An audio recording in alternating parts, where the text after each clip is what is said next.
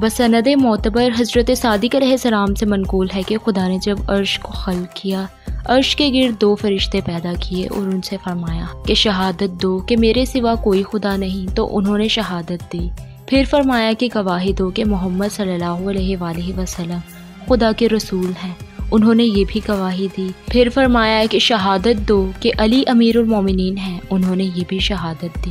دوسری حدیث میں ابو ذر غفاری سے منقول ہے، وہ کہتے تھے کہ میں نے رسول خدا سے سنا، آپ فرماتے تھے کہ اسرافیل نے فخر کیا کہ میں جبرائیل سے بہتر ہوں، کیونکہ میں ان 8 فرشتوں کا سردار ہوں کہ جو حاملان عرش ہیں، اور میں ہی سور پھونکوں گا، اور میں محل صدر و روحی معبود سے نزدیک ترین ملائکہ ہوں۔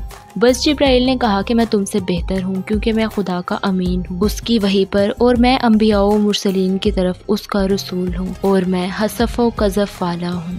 بس خدا نے کسی امت پر عذاب نہیں کیا مگر میرے ذریعے سے۔ غرض دونوں فرشتوں نے اپنا معاملہ بارگاہ احادیث میں پیش کیا۔